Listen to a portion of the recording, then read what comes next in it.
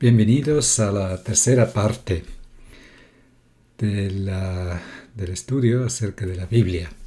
Vamos a seguir pensando acerca de cómo llegó el Antiguo Testamento a nosotros. Hoy nos interesamos sobre todo del texto mismo y me acordaba del versículo de Salmo 119 que dice: lámpara es a mis pies tu palabra y luz para mi camino. Vamos a ver cómo está estructurado el Antiguo Testamento. Tenemos la versión hebrea y después vamos a ver la versión actual que normalmente tenemos en las traducciones. En el hebreo tenemos obviamente en primer lugar la ley. Se llama en hebreo Torah. Torah quiere decir enseñanza. También se llama Pentateuco, que viene del griego, que quiere decir 5 libros, porque son los 5 libros que escribió Moisés, más o menos 1500 antes de Cristo. Tenemos el libro de Génesis, Éxodo, Levítico, Números y Deuteronomio.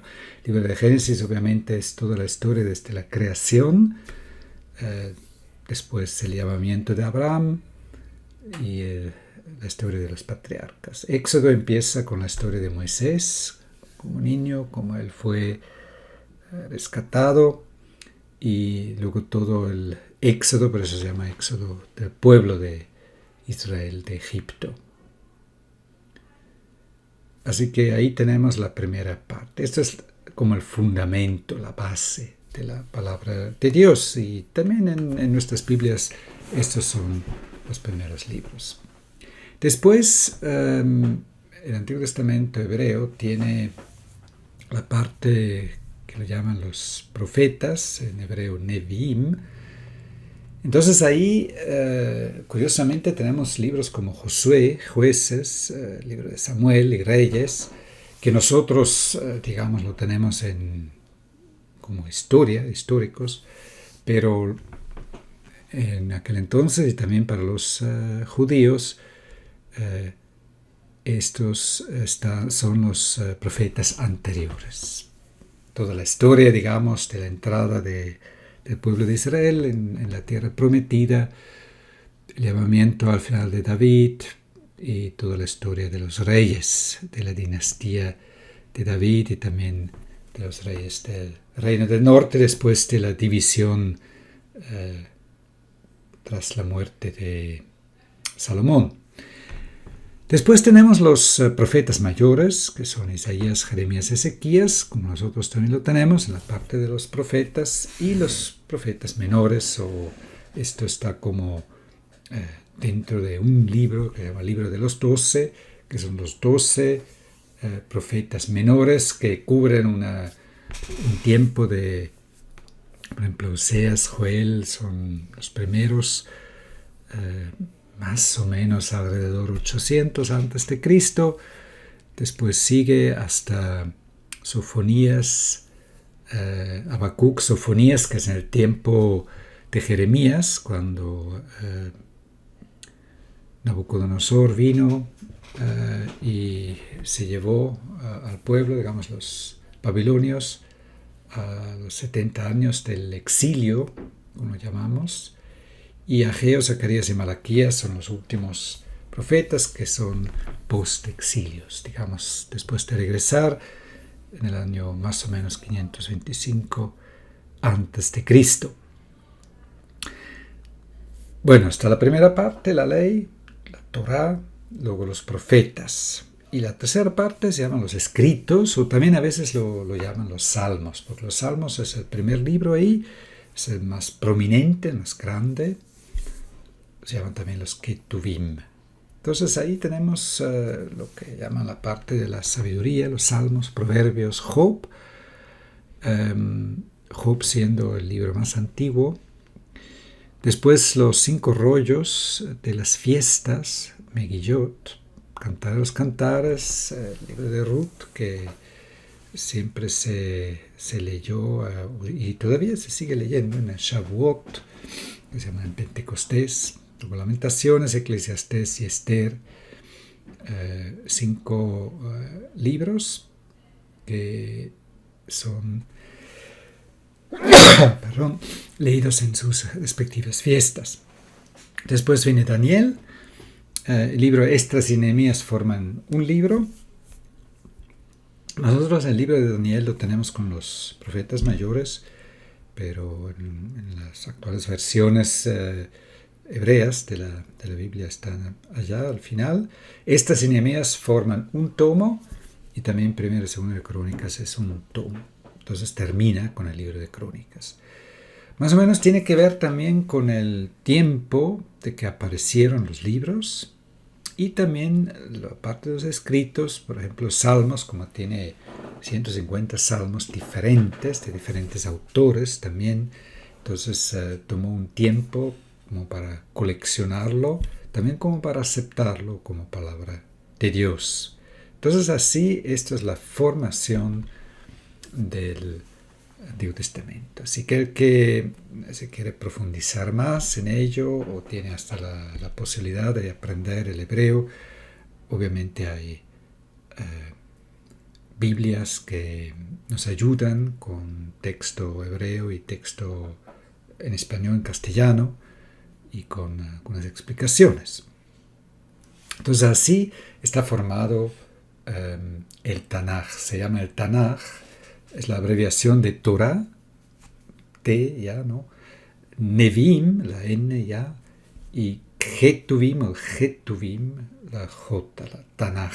Por eso en español se llama Tanaj, o Tanakh, según la pronunciación. Bien, vamos a seguir. Tenemos alguna mención así del Tanaj en el Nuevo Testamento. Y curiosamente se refiere a varias citas. Por ejemplo, Jesús mismo dice: no piensen que he venido para poner fin a la ley y a los profetas. Lo que quiere decir a la Torá y a los profetas. Él resume todo el Antiguo Testamento, ley y profetas. A veces las escrituras son como incluidos en profetas. Obviamente sabemos que un profeta es uno que tiene un mensaje de parte de Dios y lo comunica a los hombres. Entonces también los escritos, digamos, esa tercera parte, obviamente en este sentido también son escritos proféticos. Por eso a veces se resume los profetas. O por ejemplo en Lucas 16, la ley y los profetas se proclamaron hasta Juan. Curiosamente en Lucas 24 es una de las únicas citas por donde vemos esas tres partes. Es cuando Jesús estaba hablando. Esto es lo que yo les decía cuando todavía estaba con ustedes, que era necesario que se cumpliera todo lo que sobre mí, Jesucristo, el Mesías, ¿no? Está escrito en la ley, la primera parte, y aquí dice la ley de Moisés, como diciendo: mira, eso sí fue escrito de Moisés, que no haya ninguna duda. Luego los profetas, la parte que hemos visto, los profetas anteriores, 4 escritos y 4 libros de los profetas posteriores. Claro, el cuarto incluye 12 libros, el libro de los 12, y los salmos. Entonces, a veces la tercera parte, los escritos, fue también nombrado como salmos. Como ya he dicho antes, con los salmos es la primera parte y la parte más prominente. Y también interesante, Juan 1:45, hemos hallado aquel de quien escribió Moisés en la ley, y también los profetas, a Jesús de Nazaret, como diciendo: mira, todo el Antiguo Testamento habla de Jesús, forman una unidad. El Antiguo Testamento y el Nuevo Testamento es realmente una unidad. Bueno, vamos a seguir viendo cómo es la división del Antiguo Testamento en sus Biblias que tienen actualmente. Tenemos la ley, la Torá, o el Pentateuco, los 5 libros, ¿no? Génesis, Éxodo, Levítico, Número, Deuteronomio. Eso forma la base.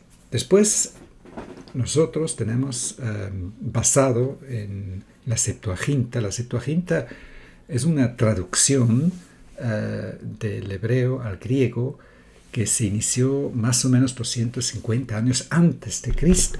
Entonces ahí Ptolomeo, el segundo, en Egipto, en Alejandría, él quería una traducción de los escritos hebreos, de la Biblia hebrea, y entonces ahí hicieron esa traducción. Más tarde en los códices, porque claro, primero hubo solamente rollos, ¿no?, para leer. Después se juntaron, como lo he dicho la última vez, como páginas en un códice, ¿no?, un códice, como los libros que tenemos hoy. Entonces ahí, justo en esta Septuaginta, hubo otro orden de los libros. Entonces este orden de los libros tenemos nosotros también en nuestras traducciones. Entonces después vienen los libros históricos. Digamos, eso sigue la historia, la entrada del pueblo de Israel en Canaán, Josué, luego Jueces, Ruth, Samuel. Lo que pasa es que ahí se dividió. El problema, digamos, en aquel entonces era que los rollos, digamos, podían tener una cierta grandeza para poder enrollarlo y trabajar con ellos. Pero Samuel, Reyes y Crónicas son bastante largos. Entonces, el hebreo es más compacto para escribir, necesita menos espacio. Ya sabemos que no hay vocales ahí. En cambio, el griego sí tiene vocales y sí necesita más espacio. Y por eso se dividió en el primer libro, segundo libro. Entonces se hizo la división de Samuel, Reyes y Crónicas. Ahora, como históricamente, obviamente estos libros, Samuel y Reyes, uno sigue tras otro históricamente, y Crónicas, en ese sentido, cubre otra vez una parte de Samuel y Reyes. Crónicas es la crónicas que podemos decir de la dinastía de David. Se concentra más en el reino del sur, en los reyes, obviamente de David, Salomón y sucesivamente los seguidores. Estas Nehemías fueron divididas también en dos partes. También históricamente son dos épocas que son ahí descritas, y el libro de Esther. Entonces todo esto es historia, estas Nehemías y Esther es todo después del exilio babilónico. Después juntaron todos los libros poéticos, digamos los libros que en su mayoría no es una narración, sino poesía, como el libro de Job, Salmos, Proverbios, Eclesiastés, Cantares. También son libros sapienciales, sobre todo Job, Proverbios, Eclesiastés y Cantares. Parte de los salmos son también salmos sapienciales. Después tenemos los libros proféticos, los mayores, Isaías, Jeremías, y las lamentaciones de Jeremías, lamentaciones sobre Jerusalén cuando fue destruido, y Ezequiel y el libro de Daniel también forma parte de los mayores. Después viene los 12, el libro de los 12, como ya hemos visto, de Oseas hasta Malaquías. Así es la estructura, digamos, del Antiguo Testamento en la versión que nosotros hoy día tenemos en las traducciones. Más tarde vamos a hablar de otros libros más, porque tal vez tiene una traducción que dice, bueno, pero aquí viene el libro de Macabeos, por ejemplo, aquí histórico. Vamos a hablar más tarde de esos libros deuterocanónicos que se llaman. Entonces, ¿cómo se formó el canon del Antiguo Testamento?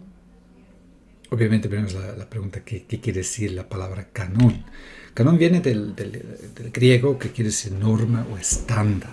Quiere decir, de alguna forma, nosotros los hombres tenemos que ver y reconocer y también revalidar los escritos que hoy llamamos Sagradas Escrituras. Porque, claro, en aquel tiempo hubo muchos otros escritos, pero ¿por qué ahora tenemos justo esta selección de libros y que proclamamos y decimos, esto es la palabra de Dios? esto es inspirado de Dios, tiene autoridad.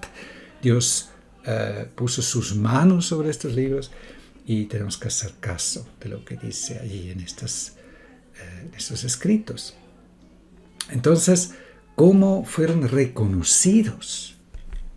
¿Qué eran los criterios más importantes? Obviamente hay algunos otros, pero de los que estoy ahora poniendo son los criterios más importantes, por los cuales las personas se dieron cuenta si esos libros, esos escritos son de Dios, es palabra de Dios. Dios utilizó a estas personas como profeta. Por ejemplo, Moisés es llamado como un profeta grande, ¿no?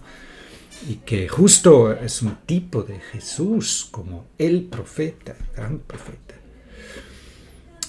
Bueno, en primer lugar, el contenido, digamos, lo que está escrito, tiene autoridad y poder divino. Bueno, esto se puede decir, bueno, parece algo subjetivo, digamos, que tú lo lees, pero aquí estamos hablando que personas que tienen respeto a Dios, leen estas palabras, leen este libro y dicen, bueno, sí, realmente el contenido realmente habla con autoridad, y leyendo estos pasajes y poniéndolo en práctica, uno experimenta el poder divino. Así podemos tal vez describir esta parte. También, y eso obviamente era una de las cosas más importantes, que Dios confirmó a los escritores como profetas. Quiere decir que de alguna forma Dios testificó con los autores. O bien el autor hizo milagros que obviamente solamente podían ser de parte de Dios, como por ejemplo Moisés, o ellos profetizaron no solamente de cosas lejanas, sino de cosas cercanas que se iban a cumplir. Entonces, el criterio era que realmente lo que ellos iban a profetizar, así de lo inmediato, por ejemplo Jeremías, varias cosas que él profetizaba, tenía que cumplirse 100%. No podía ser que parte sí, parte no, sino 100% de lo que él profetizaba a corto plazo se cumplió. Y esto era una señal para las personas para aceptar, por ejemplo, Jeremías como autor de Dios, como profeta de Dios. Entonces, esas dos cosas, o bien hicieron milagros, obviamente como Moisés, milagros que dejaron en claro, esto es Dios el que actúa a través del profeta.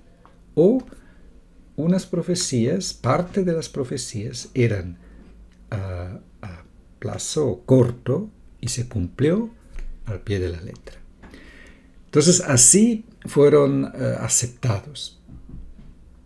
Otra cosa es que también el contenido tenía que ser válido para todos los hombres de todos los tiempos. Quiere decir que obviamente hay historia, hay profecías, como he dicho, que se iban a cumplir en aquel entonces, pero todo esto es una enseñanza para nosotros, como dice 1 Corintios 10, ¿no? Dice Pablo, que todo eso fue escrito para una enseñanza para nosotros ver cómo Dios actuó en el tiempo y cómo Dios es, ¿no? Y entonces, lo que tiene la Biblia no es algo que tal vez era útil para nuestros padres y para nosotros ya no tiene utilidad. No, la Biblia contiene escritos que es válido en todas las edades, ya en la antigüedad, en la Edad Media, en el tiempo de hoy.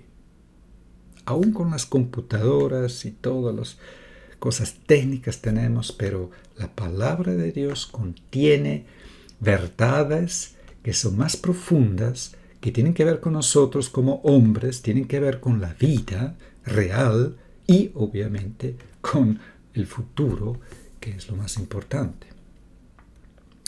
Y otro punto también, que los escritos posteriores, por ejemplo, claro, tenemos escritos que ya fueron aceptados, por ejemplo, la Torá de Moisés. Entonces, todos los otros escritos que fueron añadidos, ninguno de ellos podía contradecir, sino podría añadir en el sentido y en el espíritu de lo que ya estaba escrito, pero no contradecir. Esto era también uno de los puntos. Entonces, esos son los puntos más importantes. Obviamente, el que quiere profundizar más, hay buenos libros que hablan acerca de todo este proceso.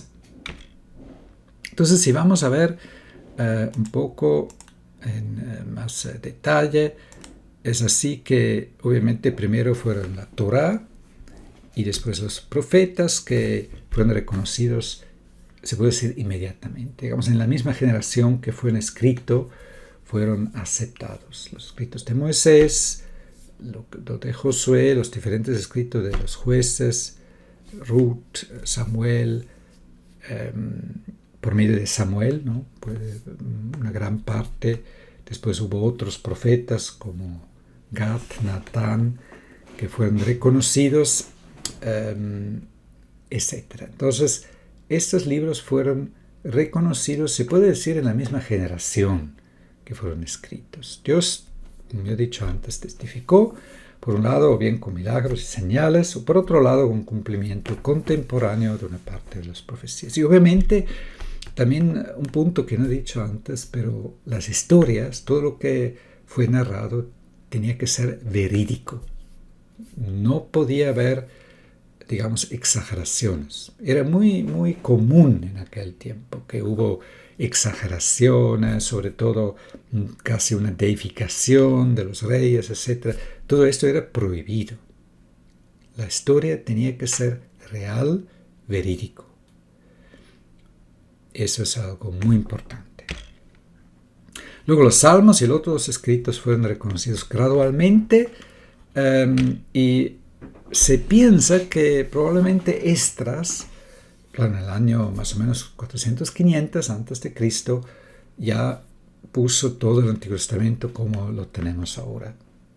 Así como he dicho al principio, ¿no? Todos estos escritos en su forma actual. Tenemos obviamente otros testigos de esto, y claro, uno de los testigos más grandes es esta traducción que se llama la Septuaginta, porque la Septuaginta tenemos independientemente del texto hebreo, tenemos el texto griego, o manuscritos del texto griego, y comparando vemos si hay diferencias, ¿no? Y entonces ahí vemos que hay muy pocas diferencias entre el texto hebreo y con lo que hemos encontrado del texto hebreo antiguo, nos hemos dado cuenta de que realmente la Septuaginta ha sido una traducción fiel de una versión del hebreo que hubo en aquel entonces. También hubo varias traducciones al arameo, que ya hemos hablado de esto. El arameo era muy importante en el tiempo de Jesús también, por ejemplo, que se llaman Targumim. Targumim quiere decir una traducción.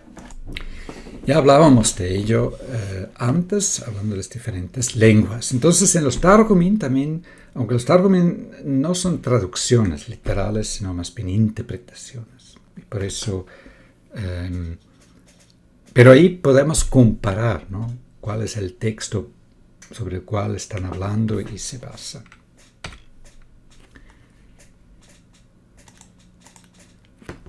De todas formas, después de la destrucción de Jerusalén en el año 70 después de Cristo, los judíos tenían que reunirse y ver también quién iba a cuidar, ¿no? Del texto hebreo, del texto sagrado, y recién, digamos, porque antes era toda la tradición era oral, digamos, no era por escrito. Entonces los rabinos enseñaron a los otros y no hubo muchas cosas, no estaban escritas. Obviamente el texto sagrado sí estaba escrito, esa traducción, como he dicho, muchos otros escritos, pero otras cosas que más tarde se reunieron, ¿no? en todos esos escritos de los judíos,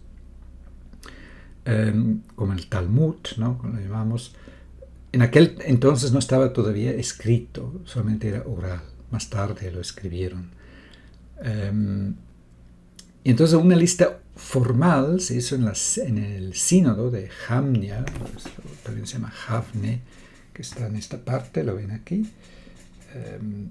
Entonces, en el primer siglo después de Cristo. Entonces ahí, desde ahí tenemos esta lista formal, digamos, de los judíos.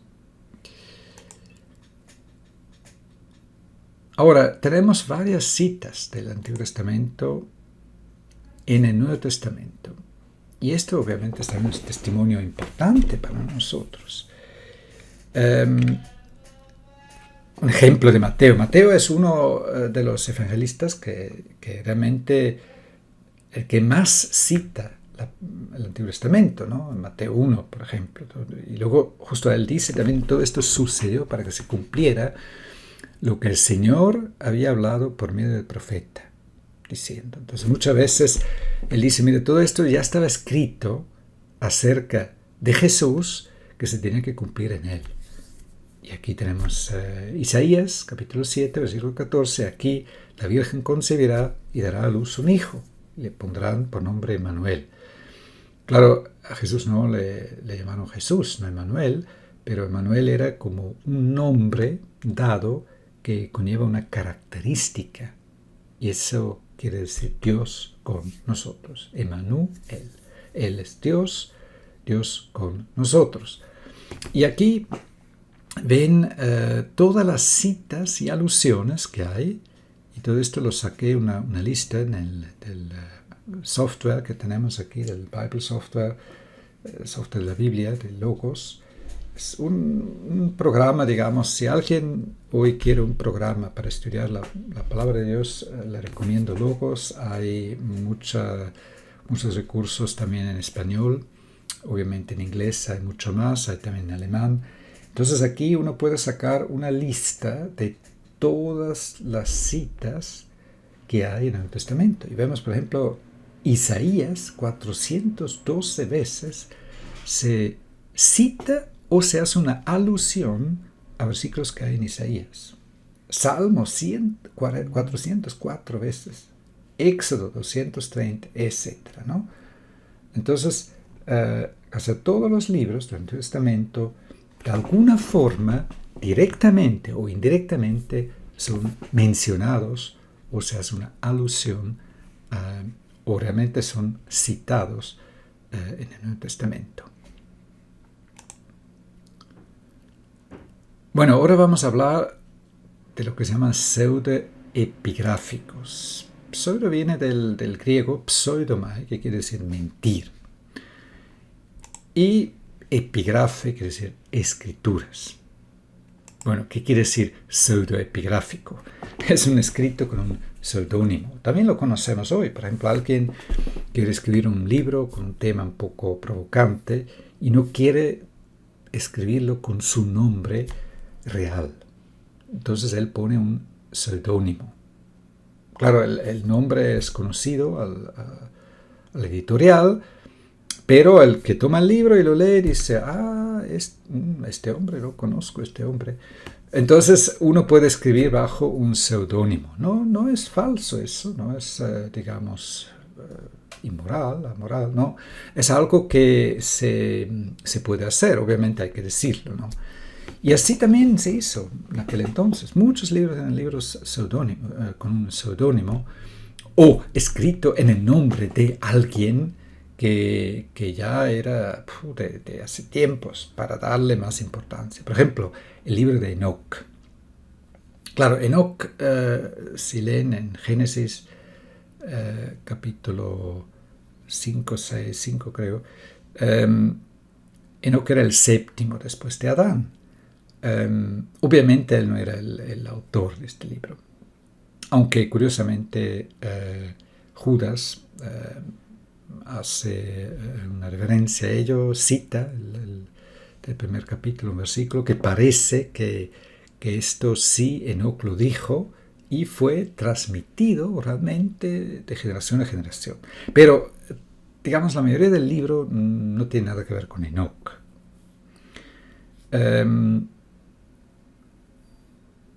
Además, el libro fue escrito en el tercer siglo antes de Cristo, una parte del libro de Enoch fue añadido más tarde, entonces es obvio, así hay varios otros libros que están bajo otro nombre.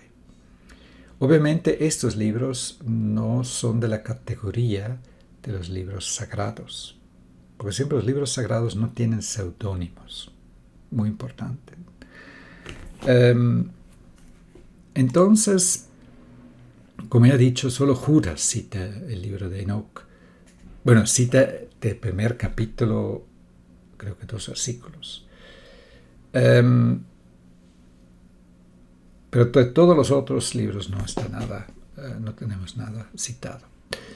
Pero solamente para que sepan que en este tiempo, digamos de los siglos antes de Cristo, en el templo digamos en el tiempo del segundo templo, como se dice, sí hubo mucha actividad de escribir, y también en Qumran se encontraron muchos libros. Entonces sí hubo una gran actividad de escribir. Pero obviamente no son escrituras sagradas. También algunas obras pseudoepigráficas son libros apócrifos. Apócrifos es un poco diferente. Los libros apócrifos, apócrifos quiere decir escondido del griego. Son escritos del tercer siglo antes de Cristo hasta 4 siglos después de Cristo, ¿no? Hay así libros apócrifos. Algunos de ellos, digamos, fueron introducidos en la Septuaginta, pero lo más importante es que todos estos libros no fueron aceptados de los judíos. Cuando yo estaba hablando antes, ¿no?, de la lista que hicieron los judíos el siglo después de Cristo, todos estos libros no estaban dentro de esta lista, ni nunca aceptaron los Masoreta.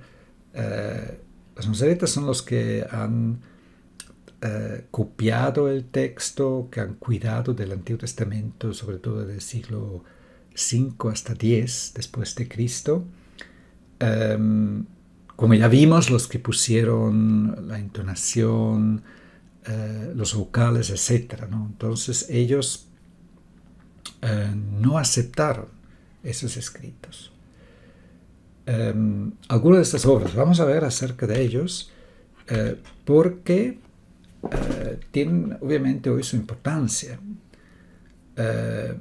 Curiosamente, en la Contrarreforma, en el Concilio de Trento, en 1546, la Iglesia Católica Romana canonizaba estos libros. Y los llama libros deuterocanónicos. Deutero viene de deuteros, segundo, ¿no? Y claro, canónico ya sabemos lo que quiere decir del canón. Claro, los primeros, los que han sido primeramente canonizados, son los que tenemos nosotros en la Biblia, o en la Biblia protestante, entre comillas. En cambio, hay algunos temas dentro de estos libros que no son un poco dificultosos. Entonces, ellos, para dar la contra, ¿no?, a los protestantes, y para afirmar algunas de sus enseñanzas, introdujeron estos libros y dijeron: no, esto es también palabra de Dios, forman parte del canón, por eso se llaman deuterocanónico. Entonces, en las traducciones de la Biblia, que son de editoriales católicos, ellos son parte, están dentro. Hay algunas traducciones protestantes en las cuales los libros apócrifos, lo llaman ahí libros apócrifos, forman una parte separada, una parte entre el Antiguo Testamento y el Nuevo Testamento. Obviamente la mayoría de estos escritos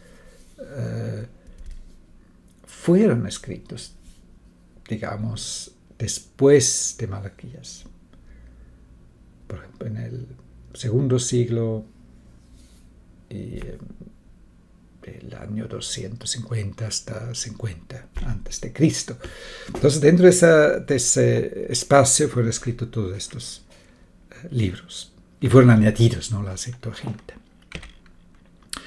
El reformador Lutero, que vivió 1500 y algo, escribió acerca de estos libros apócrifos. No son igual a las Sagradas Escrituras, en cambio son útiles y buenos para leer. Realmente, el primer libro de Macabeo, por ejemplo, bien interesante de la historia de la revolta que hubo de los macabeos en contra de Antíoco Epífanes, el cuarto, que era el reino del norte, el reino de Siria, digamos.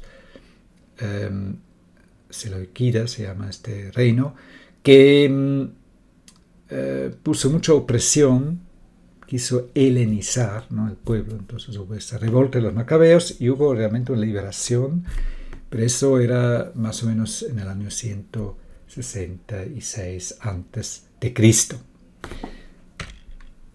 Así que hay varios tipos de literatura. Hay libros sapienciales como Sabiduría Eclesiástico, son 2 libros. Luego hay leyendas como Tobías, o Tobit y Judith. Pero, por ejemplo, esas leyendas realmente son leyendas. Aunque narra, digamos, cosas de la historia, no son verídicos, no son históricos realmente. No, tiene como una mezcla de cosas que no tú comparas con la historia y dices, no es correcto. En cambio, todos los libros de la Biblia, de lo que se ha podido verificar, se ha visto que es correcto, ¿no? Esa gran diferencia. Luego hay los libros realmente históricos, primero y segundo de Macabeos. El primer libro de Macabeos es realmente bueno, me parece bastante, digamos, exacto. El segundo libro de Macabeos es una narración de los mismos eventos, pero con exageraciones, cosas que ya no son correctas. Luego hay algunas adiciones a libros existentes, como el libro de Esther, de Jeremías y de Daniel. Entonces, el que tiene tiempo lo puede leer, obviamente, pero siempre estar consciente de que esto no es Sagradas Escrituras, no está al nivel. Además, si se estudia con más detalle, uno encuentra realmente contradicciones a la Biblia mismo, cosas que no son correctas. Y por ello, digamos, no lo aceptamos dentro del campo tanto protestante como evangélico como palabra de Dios.